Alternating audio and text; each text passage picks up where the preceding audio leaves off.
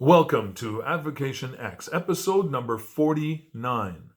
Time for a newsworthy Bernie Sanders broadcast. A special thanks and hello from Clyde and the crew to all you beautiful thinking people out there. And a special thank you to our very first sponsor, Baden Optical, located in beautiful Ontario, Canada. Before we continue, please help further our cause by hitting the like button, subscribing for future content, become a member and crush that bell while you're at it so you miss nothing. If you wish to sponsor, please reach out. Disclaimer: ours is an opinion channel, but is based on facts, and not the alternative fact type either. Questions will be answered if you're a subscribed member of this channel. However, your suggestions are more than welcome, including your critical analysis. Topics to tackle here and now. Richest and greatest. 500,000, 500,000. Canadians. Warren. Bernie endorses. Nina Turner. Let's unpack this for you all right now. Is it not absolutely amazing that in the greatest, richest, and most powerful country in the world, where healthcare is tied to your job, how does everyone that has now lost their jobs and their healthcare feel about that? Do you still love your insurance plan? I'm sure you're not missing your copays either, are you? 500,000 or 500,000 families every year in the USA go bankrupt because of healthcare costs.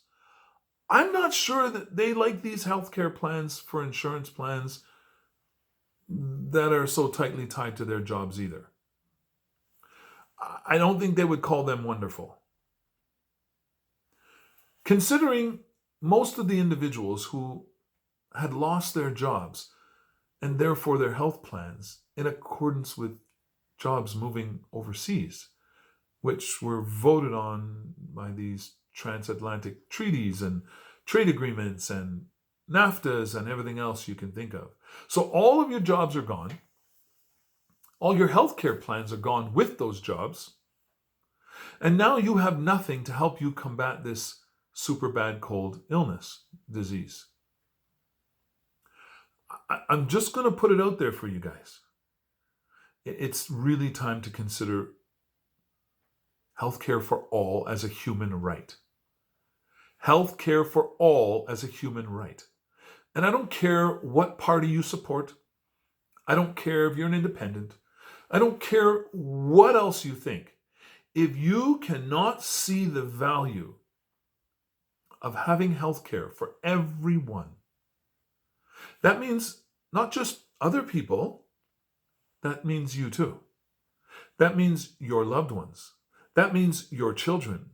That means your mother, your father, aging, needing healthcare down the road.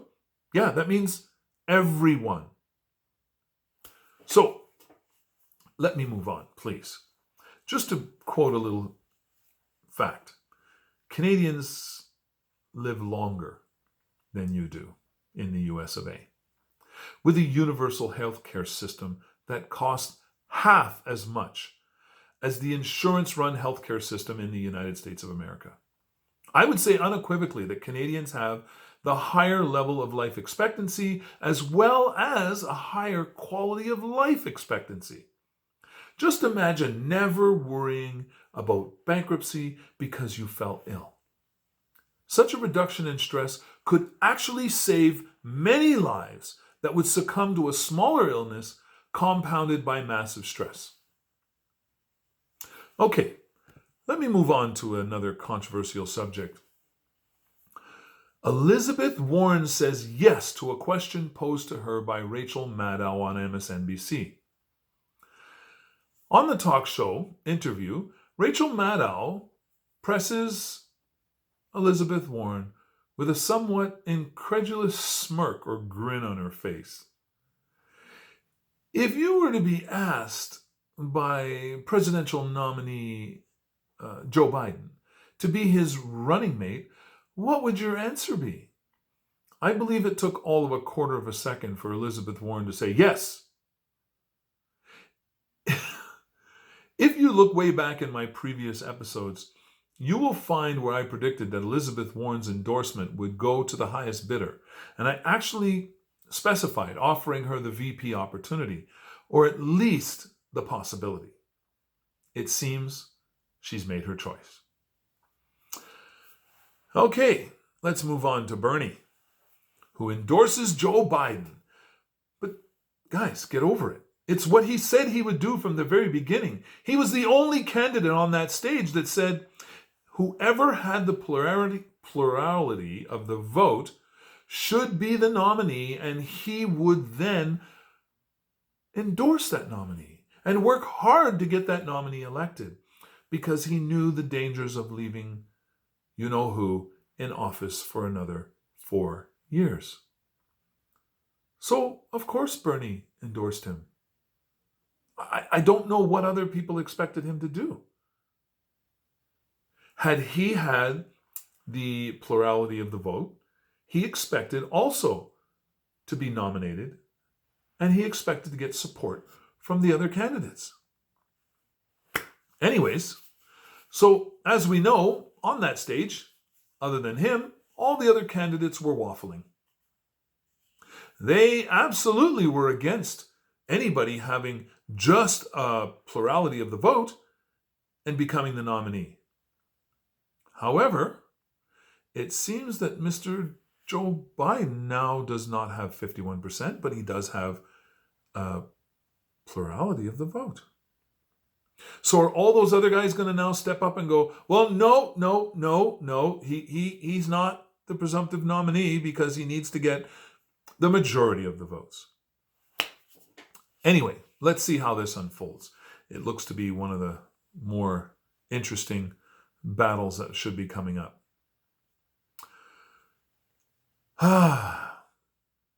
So let me move on from Bernie Sanders endorsing Joe Biden, which does seem strange. And I know that many progressives are right now holding their nose and going, what in heaven's name? But you have to look at the stakes. So it's up to you where you put your vote. So this brings me to a final interview that was to say at least, incredibly interesting. The Hill had a feature broadcast whereby they discussed the primary and its shortcomings. They discussed the possible presidency of Joe Biden. They looked at the debates to come and how they may unfold. The discussion fell upon the choice that Joe Biden could make for his running mate and potential vice president of the United States of America. They speculated on the type of individual that would be necessary to move Joe Biden into a favorable and enthusiastic position as the presumptive nominee, and therefore candidate for president of the United States of America. Many names were bandied around, but it was difficult to generate a name that could cause the mass enthusiasm that the progressive side and the base would really jump behind. I mean, of course, Bernie Sanders would be the absolute best pick, but I don't believe Bernie Sanders would accept that unless his followers were 100% behind pushing him in that direction. So interviewers on the Hill straight up asked Nina Turner if she would consider being Joe Biden's running mate. Nina Turner, who was one of the driving forces behind the Bernie Sanders campaign and the movement. She is a leader in this movement. She has been passionately leading these people towards a better path for the common people, for blue-collar workers, for working people, for poor people, for immigrant people, for all who would benefit from an amazing presidential candidate like Bernie Sanders. So her subsequent response is one that will go down in the history books. When asked, Nina Turner, who of course is that driving force for Bernie Sanders and the progressive movement, she responded like this. She says, "She is too much of a truth teller for establishment Democrats to have her as the vice presidential running mate." Of course, that is not a quote, but captures the essence of her response.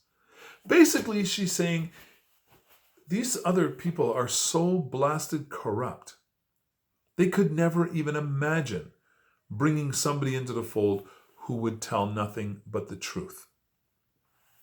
In conclusion, I state that I am quite worried about the enthusiasm level of the Democratic core and supporters to come out and support Joe Biden. Without an exciting, polarizing, and blue-collar worker-friendly VP pick. We know he already stated he would pick a woman, checking one of the boxes. He did not rule out women of color. But if you ask Joe Biden who he would really like to have as his running mate, would it come as a surprise to any of you if I told you that it was Michelle Obama? That's correct. A while back, I had referred to, half jokingly, Michelle Obama running for president, which she said many times she would never do.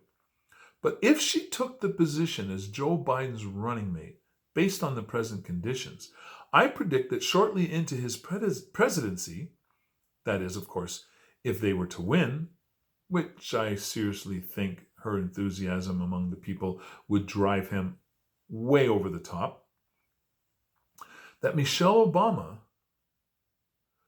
would be allowed to become the first woman president of the United States of America. I am confident that if she joined the ticket, he would win. And I am equally as confident that he would have no choice but to step aside, not far into his presidency, and allow her to become the one who smashed the entire ceiling. What are your thoughts? Please leave me your opinions in the comment section. And again, I predicate that thought on a possible cognitive decline that seems to be evident to most of us.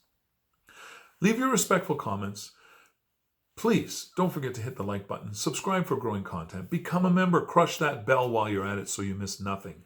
Once again, folks, I say never give up and never give in, but always keep an open mind because knowledge is power. Please regain your power, do your research, keep yourself informed. Always an informed electorate is the one that actually prevails. So keep yourself informed. Don't be sheeple.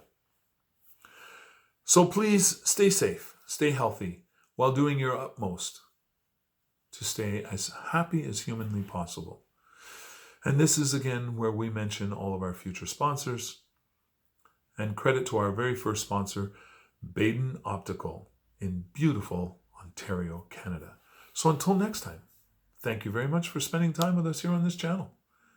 We hope to see you often and regularly.